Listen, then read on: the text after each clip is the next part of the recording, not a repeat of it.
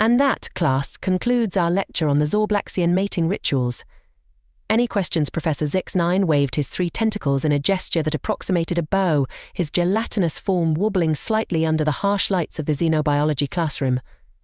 A forest of appendages shot up, some furry, some scaly, a few that looked suspiciously like overgrown celery stalks.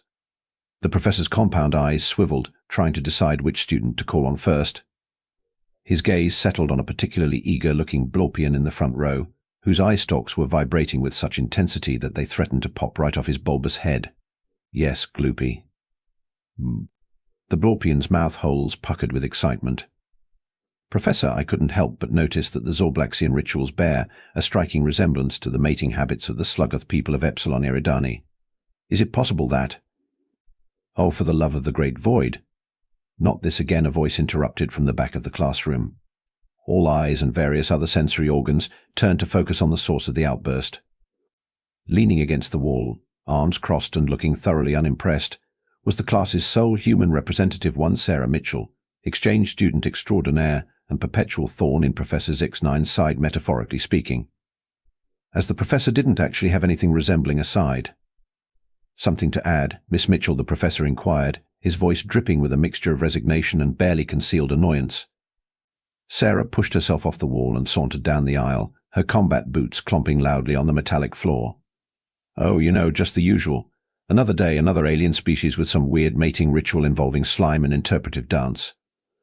She paused for effect, surveying the classroom. I mean, don't get me wrong, it's fascinating and all. But don't you guys ever just, I don't know, go out for coffee or something? A confused murmur rippled through the classroom. The concept of coffee was still relatively new to most of the galactic community, though it had gained a small but dedicated following among certain caffeine-susceptible species. Professor Zix9's skin rippled in what Sarah had come to recognize as the Akkadian equivalent of an eye roll. Miss Mitchell, while I'm sure your planet's courtship rituals are interesting in their own quaint way, I fail to see how they're relevant to our discussion of advanced xenobiology. Sarah grinned, a mischievous glint in her eye. Oh, they're relevant all right. In fact, I'd argue that humans have some of the most complex and diverse mating rituals in the known universe. This declaration was met with a chorus of disbelieving snorts, chirps, and in one case, a sound not unlike a garbage disposal trying to grind up a spoon. Is that so? The professor said, his tone making it clear he was humoring her. And what, pray tell, makes human mating rituals so special? Sarah's grin widened. It's not just about the mating, Prof. It's about the bonds we form. With each other, sure, but also with other species entirely. Now she really had their attention. Even Gloopy's eye stalks had stopped vibrating, focused intently on the human in their midst. Other species, a timid voice piped up from somewhere in the middle of the classroom. It belonged to Silith, a shy arboreal whose leaf-like appendages rustled nervously. Yep, Sarah replied, popping the P with unnecessary enthusiasm. We call them pets, companions, best friends even. And let me tell you, the lengths humans will go to for their animal buddies would blow your minds. Assuming you all have minds in the conventional sense, of course. No offense to our gaseous friends over there. She nodded towards a group of nebulons hovering near the ceiling. Professor Zix9's skin had taken on a distinctly puce hue, a sure sign he was about to try and regain control of his classroom. But before he could utter a word, Sarah ploughed on. Tell you what, how about I give you guys a little crash course in Human-Animal Relations 101? Trust me, it'll be way more interesting than whatever's next on the syllabus. No offense, Prof. The professor's gelatinous form quivered with indignation. Now see here, Miss Mitchell. But it was too late. The class had already erupted into a cacophony of excited chitters, squeaks, and assorted alien vocalizations that roughly translated to, "Oh hell, yeah, tell us more about these weird human-animal shenanigans." Sarah clapped her hands together, looking for all the world like a ringmaster about to start the greatest show in the galaxy. All right, gather round, kiddos. Let me tell you about the time my neighbor spent her life savings on chemotherapy for her goldfish. 3 standard galactic hours later, Professor Zix9 had given up any pretense of maintaining order and had retreated to a corner of the classroom, quietly stress-eating from a bag of dehydrated plankton. The rest of the class was clustered around Sarah, hanging on her every word as she regaled them with tale after unbelievable tale of humanity's bonds with Earth's creatures. ... And then there was this guy in Florida. That's a particularly chaotic region of our planet who wrestled an alligator to save his dog Sarah's arms windmilled as she mimed the epic struggle between man and reptile. Forgive me, interrupted T. Zoth, a mantidean whose exoskeleton gleamed under the classroom lights, but I'm having difficulty processing this information. You're saying this human willingly engaged in combat with a large predator, for the sake of a smaller, weaker creature? Sarah nodded vigorously. Yep, jumped right into the water and pried that gator's jaws open with his bare hands. A collective gasp rippled through the alien students. Well, those capable of gasping anyway. The nebulons just sort of pulsed dramatically. But why T. Zoth's mandibles clicked in confusion. Surely the dog was not worth the risk to the human's life. Sarah's expression softened. See, that's where you guys are missing the point. To that man, his dog wasn't just some random animal. It was family. A best friend. When you've got a bond like that, you don't stop to weigh the pros and cons, you just act. The classroom fell silent as the aliens tried to wrap their various sensory apparatuses around this concept. It was Gloopy who finally broke the silence, his voice uncharacteristically subdued. I think I understand. It's like how my people will sacrifice a portion of our biomass to ensure the survival of our spawn clusters. Except, more specific, focused on an individual rather than the continuation of the species. Sarah beamed at him. Now you're getting it. Although maybe ease up on the spawn cluster talk, big guy. Still having nightmares from that presentation last week. Gloopy's eye stalks drooped apologetically, and Sarah hurried to continue before the mood could sour. But hey, it's not all life or death dramatic stuff. Sometimes the bonds between humans and animals are just, well, goofy as hell. This piqued the interest of Zeist, an energy being who had been quietly absorbing the conversation in the form of a softly glowing orb. It pulsed questioningly, the universal translator struggling to keep up with its rapid-fire photon bursts. Goofy? This term does not compute. Please clarify, Sarah chuckled. Oh man, where do I even start? Okay, picture this human spending hours trying to get the perfect angle for a photo of their cat, looking grumpy. Or people dressing up their dogs in ridiculous costumes for holidays. Or how about the entire internet losing its collective mind over videos of panda sneezing? The classroom erupted into a cacophony of confused alien noises. Sarah held up her hands, trying not to laugh at the utter bewilderment on their faces or face-adjacent regions. I know it sounds crazy. But that's kind of the point. These animals, they bring out this, I don't know, this weird, joyful, sometimes totally illogical side of us. They make us laugh, they comfort us when we're sad. They're there for us in a way that's just pure, you know. She paused, realizing she'd gotten a bit more earnest than she'd intended. Time to lighten the mood. Plus, you haven't lived until you've seen a Great Dane trying to sit in a tiny dog bed meant for a chihuahua. Comedy gold, I'm telling you. This last bit was met with blank stares. Right. Alien cultural references. Still a work in progress. Okay, maybe we need some visual aids here. Hey Prof, any chance we could pull up some holo vids? I promise it'll be educational. Mostly. Professor Zix9, who had been silently seething in his corner, finally spoke up. His voice was resigned, like a being who had seen the laws of the universe crumble before his eyes and decided to just roll with it. I suppose at this point further resistance would be futile. Very well, Miss Mitchell. You may access the holo projector. But I warn you, if this devolves into another incident like the cat video marathon of last semester. Sarah winced at the memory. In her defense, how was she supposed to know that feline yowls would trigger a fight or flight response in the canine delegation? The diplomatic incident had taken weeks to smooth over. No worries, Prof. I'll keep it strictly PG. Or whatever the alien equivalent is. Hey, can someone give me a hand with this thing? It's got more tentacles than an octopus convention. As Sarah fiddled with the alien tech, assisted by an eager Zilith whose leafy appendages proved surprisingly dexterous, the rest of the class buzzed with excitement. Even those species who communicated via pheromones or telepathy were practically vibrating with anticipation. Finally, with a triumphant "hey" from Sarah, the holo projector flickered to life. A three-dimensional image materialized in the center of the classroom, showing a scene that was mundane to human eyes but utterly captivating to the assembled aliens. It was a simple living room, cozy and lived in. A worn couch dominated the space, and curled up on it was an elderly woman, her silver hair neatly coiffed, a book resting in her lap. But it wasn't the human that drew gasps from the alien audience. It was her companions. Sprawled across the woman's legs was a massive, shaggy dog, its tongue lolling out in an expression of pure contentment. Perched on the back of the couch, tail swishing lazily, was a sleek black cat.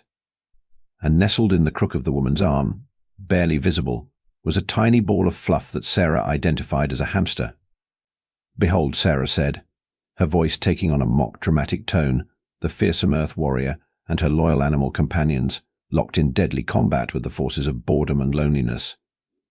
A tentative tendril raised into the air. It belonged to Squish, a gelatinous cube who had been unusually quiet throughout the proceedings. Query: is this a typical defensive formation for human dwellings?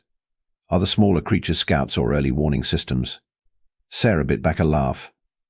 Not exactly. Though I guess you could say, Fluffy there, that's the cat, does a pretty good job of warning the neighborhood when the mail carrier shows up. No, this is just companionship. Comfort. See how relaxed they all are? That's what it's all about. She waved her hand, and the image changed. Now they were looking at a bustling city park. Humans of all ages jogged along paths, played games on grassy areas, and generally went about their day. But intermingled with them were dogs of every shape and size, some on leashes, others romping freely in designated areas. "Check it out," Sarah said, her voice filled with pride. "We literally create spaces in our cities just so our furry friends can run around and play. We plan our lives around their needs, walking them, feeding them, making sure they're happy and healthy." Tezoth's antennae twitched in confusion. But what purpose do these creatures serve? Are they not simply a drain on resources? Sarah's eyes narrowed. "All right, bug boy, let me break it down for you.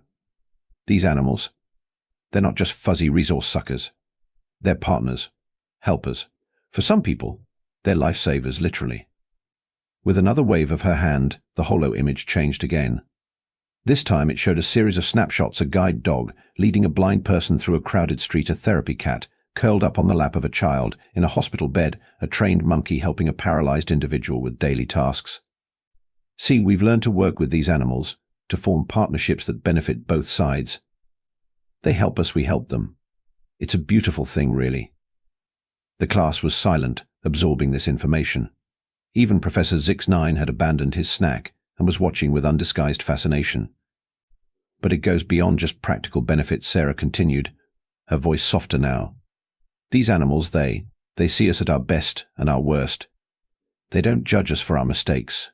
They're just there, loving us unconditionally. Do you guys have any idea how rare and precious that is?" A small voice piped up from the back of the room. It was Pip, a microid who was so tiny she often went unnoticed. "It sounds nice, but also scary, to care so much about something that isn't even the same species as you." Sarah nodded, her expression thoughtful. "Yeah, it can be scary. Because here's the thing, these animals, they don't live as long as we do. Not usually anyway. So when you open your heart to a pet, you're also opening yourself up to loss. But you know what? Most humans would say it's worth it. The joy they bring, the companionship, the love. It outweighs the pain." She paused, lost in thought for a moment, then shook herself and grinned. "Plus you haven't lived until you've tried to give a cat a bath. Talk about an adrenaline rush." This last comment broke the somber mood that had settled over the classroom. The alien students burst into a flurry of questions, each trying to outdo the other in their curiosity about Earth's animals and the humans who love them. Do all humans have these pets? What's the statistical likelihood of being attacked by one's own companion animal? Is it true that some humans allow canines to sleep in their sleeping chambers? How does one determine the optimal creature for companionship based on living space and dietary restrictions? Sarah held up her hands, laughing. "Whoa, one at a time. I promise I'll answer all your questions. Well, most of them. Some of them. Look, I'll do my best, okay?" As she launched into an explanation of the finer points of choosing between a dog and a cat, with a brief detour into the ongoing debate over whether fish count as real pets, Sarah couldn't help but feel a swell of pride. Sure, humans might not have the most advanced technology in the galaxy. They might not have mastered faster than light travel or unlocked the secrets of the universe. But this capacity for forming deep, meaningful bonds with other species, this was something special. Professor Zix-9, watching from his corner, found himself reluctantly impressed. He'd always considered Miss Mitchell something of a troublemaker, but he had to admit she had a knack for engaging the class. And if he was being entirely honest with himself, a rare occurrence for an academic of his standing, he was learning quite a bit as well. As Sarah continued her impromptu lecture, the holoprojector cycled through a series of images: a child and a dog growing up together, a cat comforting its owner during a late-night study session, an elderly man sharing his lunch with a squirrel in the park. You see, Sarah was saying, her hands gesticulating wildly, it's not just about having a cute furball to cuddle. These relationships, they shape us. They teach us empathy, responsibility, unconditional love. Heck, some scientists even think our bonds with animals played a crucial role in human evolution. This caught the attention of Zikik Soik, a hive mind representative who had been quietly absorbing information through its million tiny sensory tendrils. Its voice, when it spoke, was a harmonious chorus of whispers. Fascinating. Your species' development was influenced by non-sentient creatures? Please elaborate. Sarah grinned, warming to her subject. Well, it's a bit controversial, but some researchers think that our ancestors' relationships with wolves, that's what dogs evolved from, gave us a huge advantage. We learned to work together, to communicate across species lines. It made us better hunters, better survivors. She paused, her expression turning thoughtful.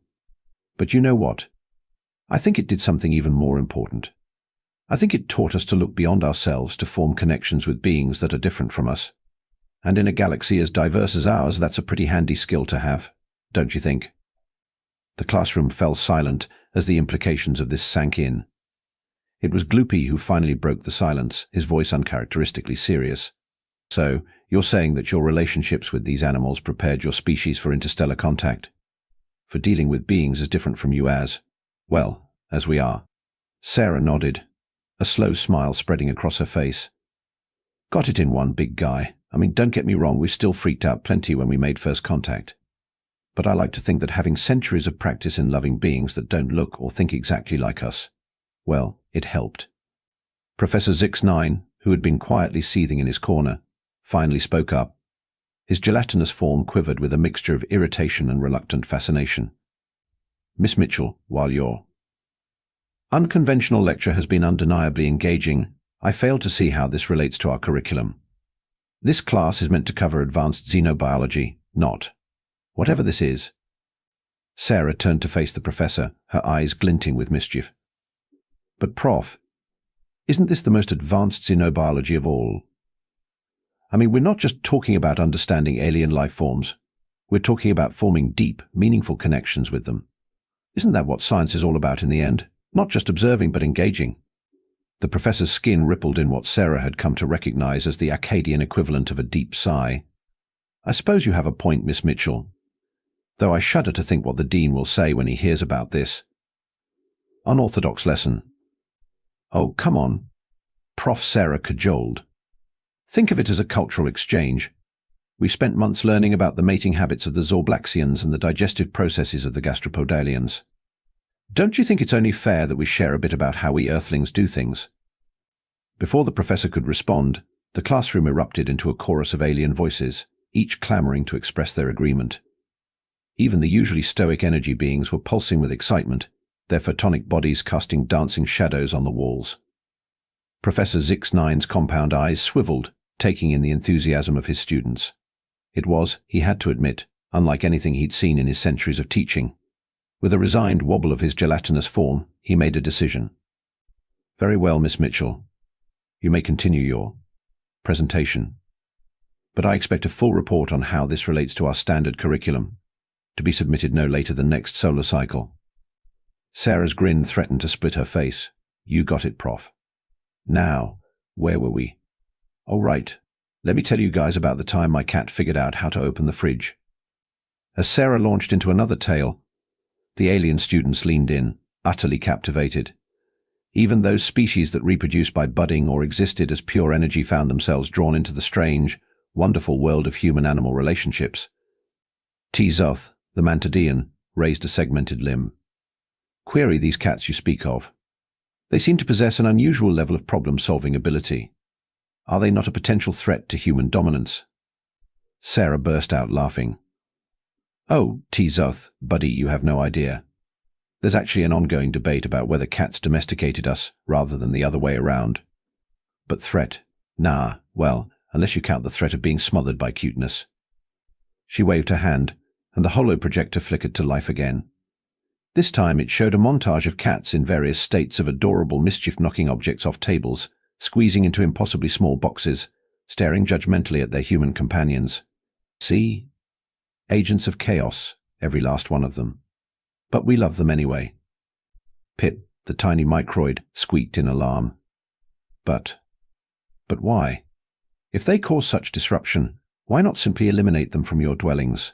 Sarah's expression softened. Oh, Pip, that's the beauty of it. Love isn't always rational, you know. Sometimes we love others not in spite of their flaws, but because of them. Those little quirks, those imperfections, they're what make each being unique. She paused, her gaze sweeping across the classroom. And you know what? I think that's a pretty good lesson for life in general. In a galaxy full of different species, different cultures, different ways of thinking, maybe what we need most is the ability to love and accept each other, quirks and all. The classroom fell silent as the aliens pondered this.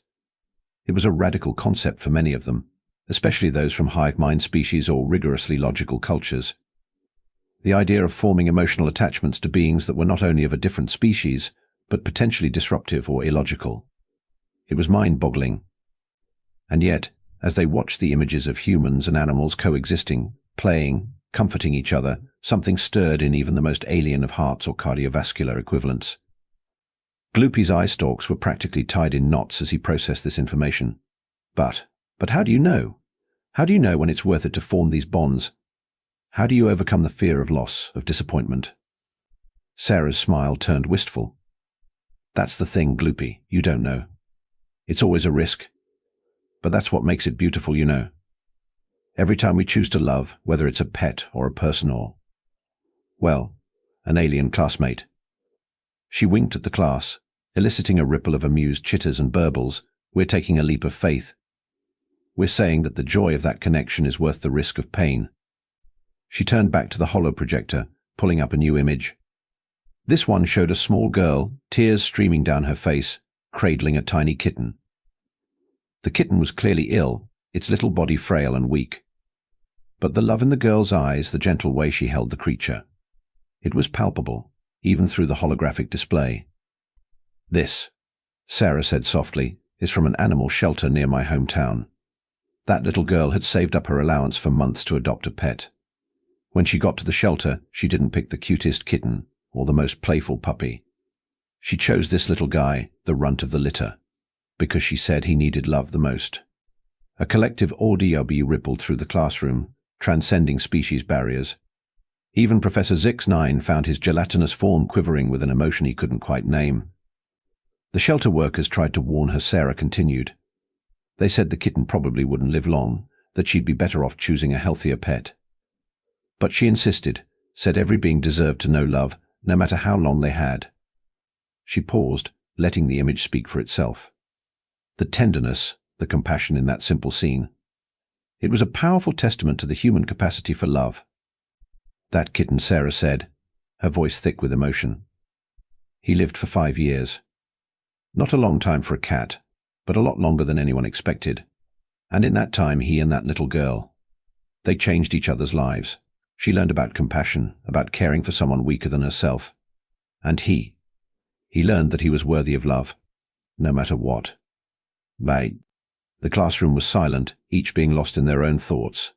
It was Zis, the energy being, who finally spoke up, its photonic pulses translated into a voice that thrummed with curiosity. This concept, love, it seems to defy logical analysis. It prompts actions that are not always in one's best interest, and yet, it appears to be a powerful force in human society. How do you reconcile this apparent contradiction? Sarah chuckled softly. Oh, Zeest, my glowy friend. If I had a credit for every time a human is asked that same question. Look, love isn't always logical. Heck, it's rarely logical. But you know what? Some of the best things in life aren't.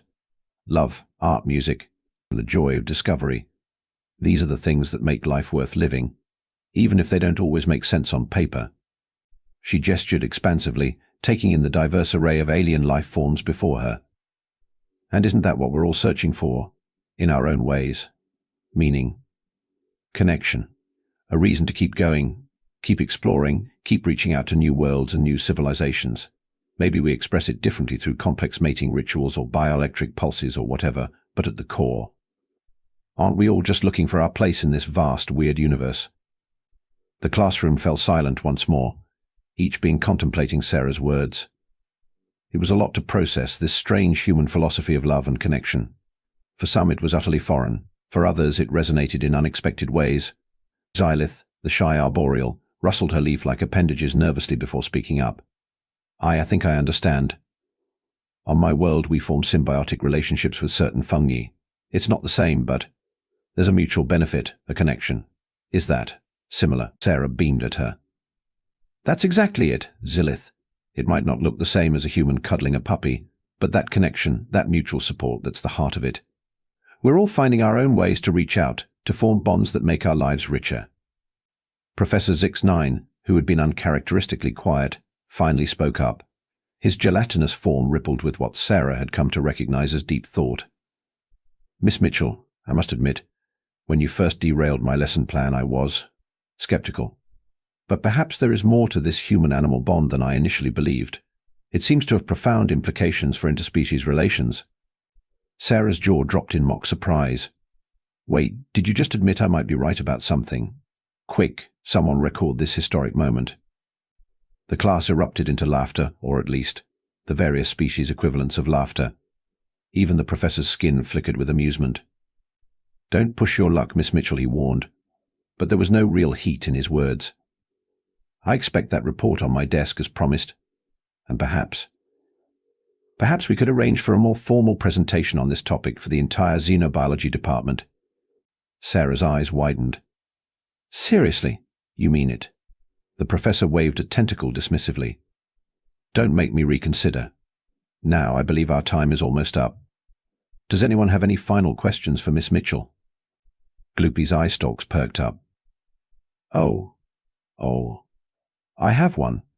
Miss Sarah, you mentioned earlier about humans dressing up their animals in costumes. Could you perhaps demonstrate this peculiar practice? Sarah grinned mischievously. Oh, Gloopy, I thought you'd never ask. She turned to the holo projector, fingers flying over the controls. Prepare yourselves, class. You're about to witness one of humanity's greatest achievements, the Puppy Parade Halloween Special. As the projector flickered to life, showing a procession of dogs dressed as everything from superheroes to hot dogs, the classroom descended into chaos. Aliens cooed, gasped, and chittered in amazement at the bizarre, yet undeniably adorable spectacle. In the midst of it all, Sarah caught Professor Zix9's eye. The Akkadian's expression was unreadable, but she could have sworn she saw a glimmer of something respect. Amusement? In his compound eyes. Well, Miss Mitchell, he said quietly, it seems you've given us all quite a lot to think about. Perhaps there's more to learn from Earth than we realized. Sarah nodded, a warm feeling spreading through her chest. Thanks, Prof. I think there's a lot we could all learn from each other, if we keep our minds and hearts open. As the class bell rang, or rather, as the psychic resonance field that served as a class bell pulsed, the alien students began to file out, still chattering excitedly about everything they'd learned. Several paused to thank Sarah or to ask follow-up questions about Earth's animals. Watching them go, Sarah couldn't help but feel a sense of pride. She'd come to this alien school to learn about the universe, but today she'd had the chance to share a bit of what made humanity special. Their capacity for love, for forming bonds that transcended species barriers, it wasn't just a quirk of human nature. It was a strength, a superpower even. In a galaxy full of wonders, maybe this was humanity's greatest contribution, the reminder that love, in all its forms, was a universal language. And as she packed up her things, Sarah found herself wondering what other amazing connections were waiting to be forged among the stars. The universe, it seemed, was full of possibilities. And thanks to one unorthodox xenobiology lesson, a classroom full of alien students was starting to see humanity and perhaps themselves in a whole new light. As Sarah left the classroom, she could have sworn she heard Professor Zix9 muttering to himself, "Perhaps I should look into acquiring a pet." For purely academic purposes, of course, she grinned.